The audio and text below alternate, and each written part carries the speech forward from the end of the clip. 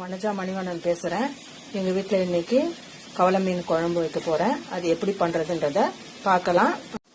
இது மீன் குழம்புக்கான புளி எடுத்து ஊற வைக்க போறேன். இது 2 பேருக்கான அளவு எடுத்துருக்கிறேன். மீன் குழம்புக்கு முன்னாடியே தண்ணியை போட்டு புளி ஃபர்ஸ்ட் ஊற போட்டுருங்க. அப்புறம் எப்படி செய்யறதுன்றத பார்க்கலாம். இப்போ புளி கரைச்ச தண்ணி வச்சிருக்கேன். இது கடலூர் ஸ்டைல்ல மீன் குழம்பு வைக்க போறேன். அதனால புளி தண்ணியில எல்லாம் போட்டு மிக்ஸ் பண்ணணும். ஒரு 2 தக்காளி நான் கட் பண்ணி வச்சிருக்கேன். இது வந்து பிசைய போறோம் இப்போ அதனால நான் பெருசு பெருசா கட் பண்ணி வச்சிருக்கேன். இது உள்ள போட்டு ஃபர்ஸ்ட் நல்லா பிசைஞ்சு விட்டுக்கோங்க. இப்போ தக்காளி போட்டு நல்லா பிசைஞ்சு புளி தண்ணி வச்சிருக்கேன். அதுல நான் 4 ஸ்பூனு மிளகாத்தூள் போடுறேன். இது நான் செய்யறது எல்லாமே 2 பேருக்கான சமையல். 4 ஸ்பூன் மிளகாத்தூள் போட்டு இதை நல்லா மிக்ஸ் பண்ணிக்கோட்டோம். இப்போ மிளகாத்தூள் போட்டு இது கரைச்சி கரெக்டா வச்சிருக்கேன். இப்போ எப்படி தாளிக்கிறத பார்க்கலாம். இப்போ கடாய் காஞ்சிச்சு. குழம்புக்கு தேவையான எண்ணெய் ஆயில் ஊத்துறோம். நான் கொஞ்சம் தான் ஊற்றுவேன். ஊற்றிட்டு கடுகு,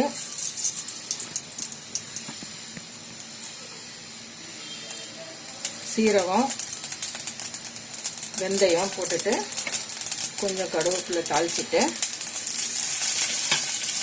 இதுல நான் வெங்காயம் ஒரு 2 பச்சை மிளகா கருவேப்பிலை போட்டு ஒன்னும் பாதிமா மிக்சியில் அரைச்சி வச்சிருக்கேன். இப்போ நான் இதை போட்டு தாளிக்க போறேன்.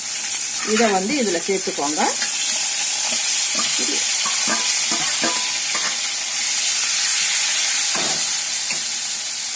இப்போ இது நல்லா பொன்னிறமா வதங்கிடுச்சு. இதுல நான் கரைச்சி வச்சிருக்கிற குழம்ப வந்து இதுல நான் சேர்க்கிறேன்.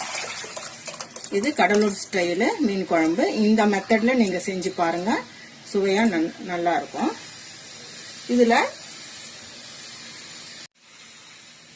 1 ஸ்பூன் மஞ்சத்தூள், தேவையான அளவு உப்பு எடுத்து வச்சிருக்கேன். அதை நான் இதுல சேர்க்கிறேன். கொதிச்சிருச்சு. இந்த மாதிரி திக்கா குழம்பு பதம் வந்தோடனே நான் மீனை லாஸ்டா தான் போடுவேன். அப்பதான் மீன் புண்டு போகாம நல்லா இருக்கும். இப்போ நான் இந்த மீனுங்களை இதுல நான் சேர்க்கிறேன். கிளீன் பண்ணி வச்ச மீனுங்களை எல்லாரையும் நான் இதுல போடுறேன்.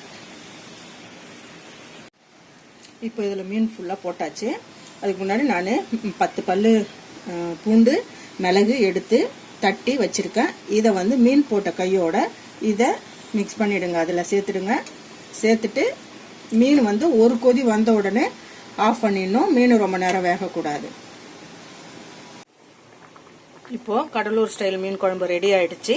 இதை சாப்பாட்டில் போட்டு சாப்பிட வேண்டியது தான். சூப்பரா மனமா வாசனையா இருக்கு. இந்த ரெசிபி பிடிச்சிருந்தா லைக் போடுங்க, சப்ஸ்கிரைப் பண்ணுங்க, கமெண்ட் பாக்ஸ்ல கமெண்ட் கொடுங்க. நன்றி.